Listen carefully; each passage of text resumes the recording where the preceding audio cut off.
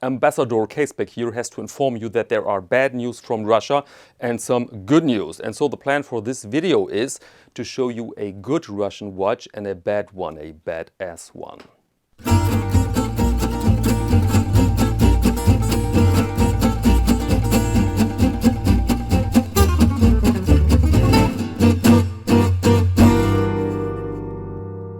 Welcome to Caseback Watches. My name is Tim, and yeah, the news from Russia, or better from Ukraine, are a bit frightening. It's not exactly next door from here, from my perspective, but it's a bit too close, I think. And it's quite of a shame. I know some Russians here in town, and they are very friendly and very normal people, to be honest.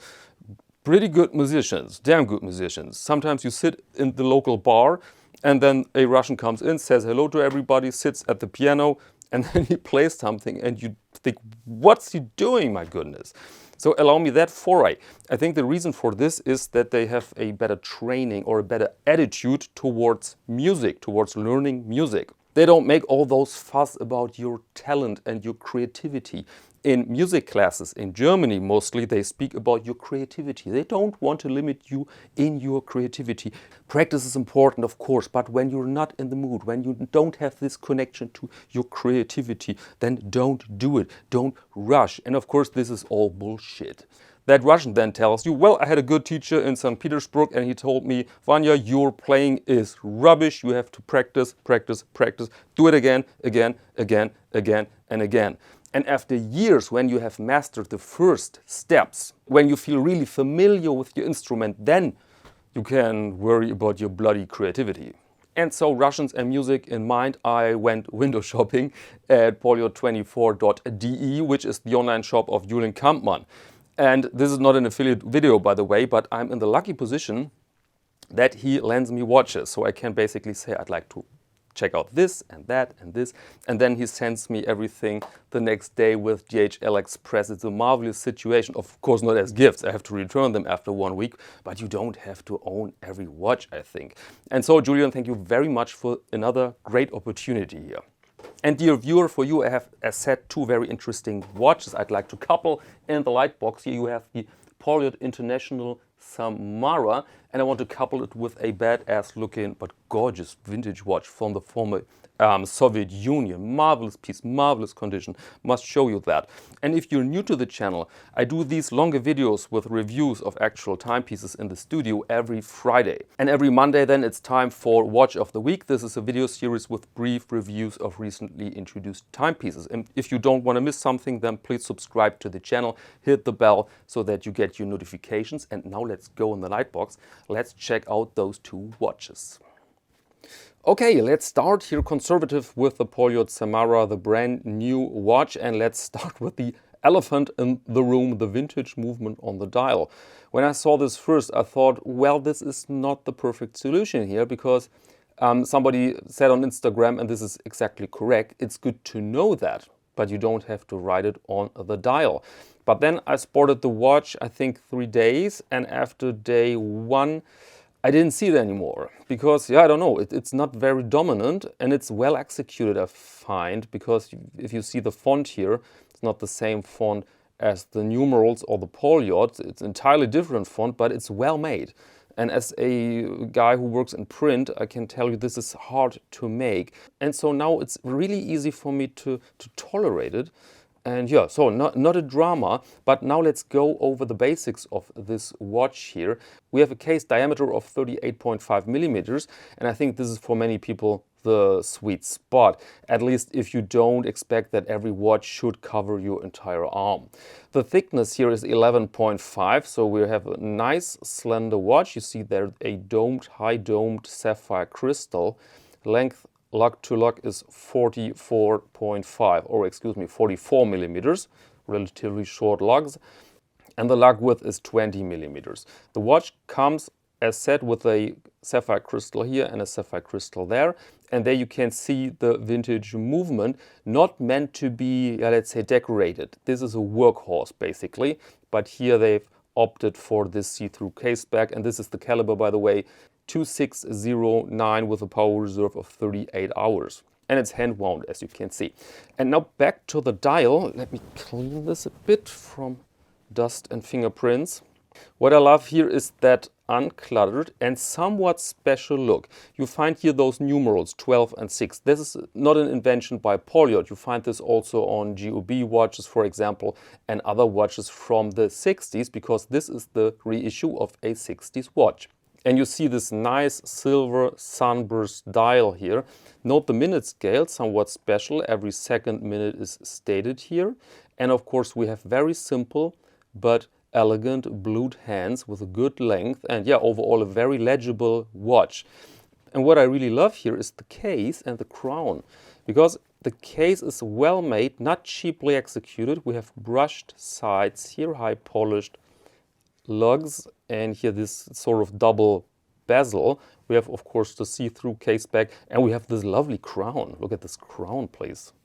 Very nice, cozy, cozy form. You really want to touch that crown. So operating the watch is very simple.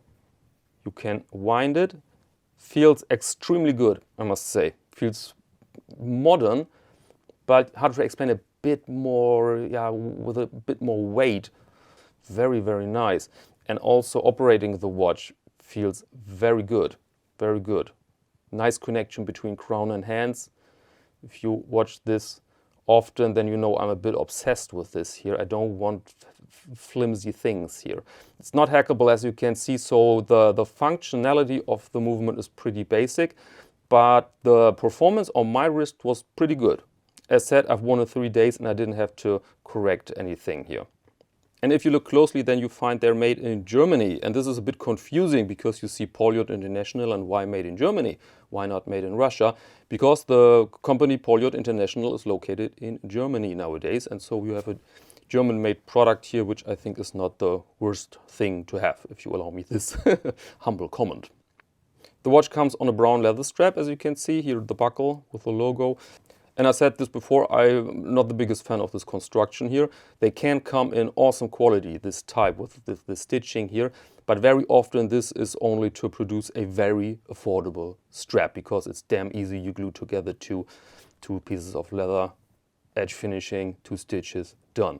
And if you compare this to a proper stitched strap, then yeah, it's I've seen the lists at the wholesale with those prices here. It's yeah, it's very affordable. Okay, and now let's put that watch on the wrist. And there we are.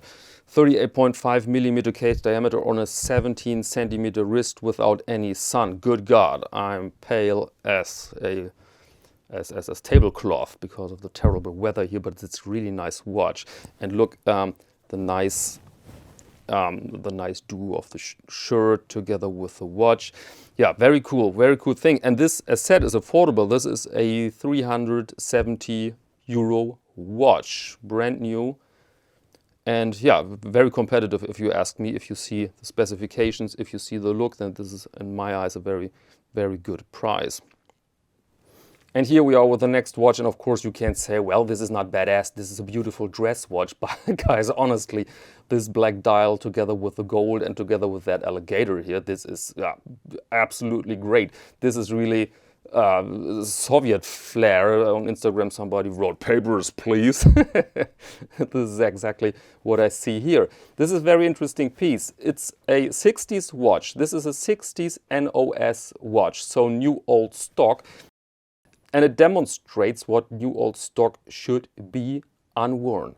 Because you find so many pieces, especially on eBay, with the label new old stock, and then you see marks all over the thing, and you realize this is a heavily worn watch, and they stop polishing because they realized we have to take away every piece of metal from that watch to turn it into a new piece. And this didn't happen here. As you see, this is really a new watch, new old stock, very nice, with a black dial, plexi crystal, a case diameter of 35 millimeters, so relatively small, but for a vintage watch, normal sized.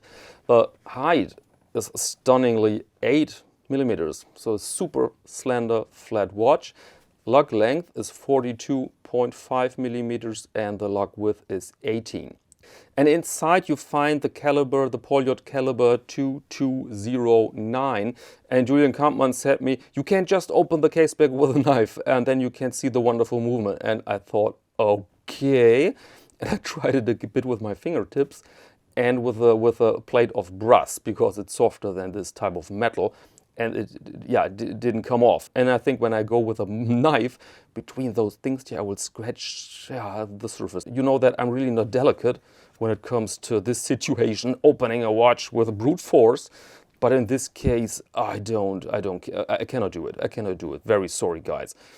But what I can show you here is really this Soviet Max Bill, because it reminds us, of course, of the Max Bill. It's very pure, but not boring. You see here those nice indices in gold. This is, of course, gold-plated, by the way. Okay, gold-plated. You see those nice and clean hands. It reminds me of the Max Bill, by the way, and of the Hamilton. What was this model I had here? What was the name? Oh, I have a blackout, very sorry. But I will edit in an image. And operating the watch is simple. You can wind it.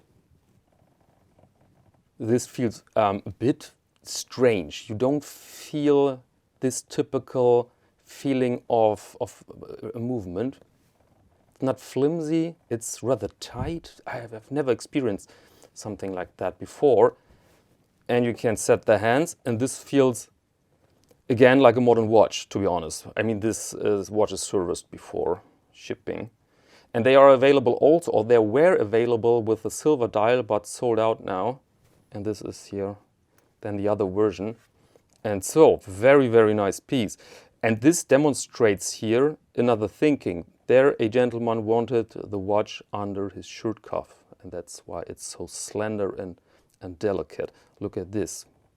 Wow, it's really, it's between Max Bill, this Hamilton, and old Omegas from the 60s. Those very, very slender, wonderful watches. So I'm really, mesmerized by this view here.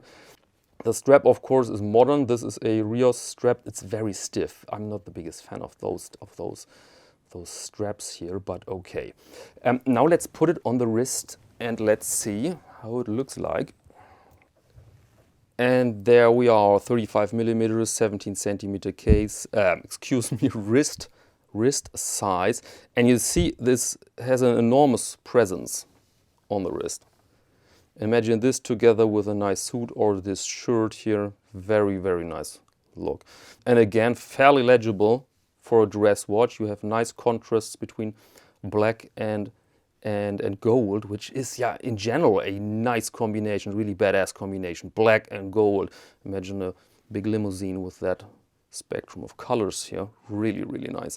And the price for this watch, believe it or not, is 245 euros, which is, in my humble opinion, beyond criticism. What can you say about this? 245 for a serviced watch from the 60s in this condition. Just nice. Just nice.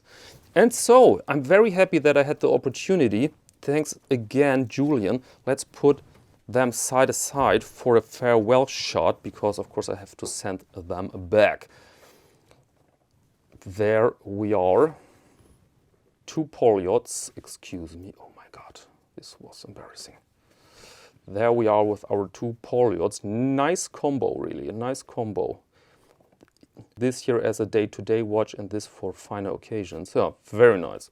This was pleasant. This was satisfying. Okay, welcome back. I hope you found this enjoyable. And the last thing I can mention here is that I'm in a good mood. I'm somewhat in a positive, optimistic mood, although the news are terrible. Ukraine, energy prices, COVID, and what else? Did I miss something here?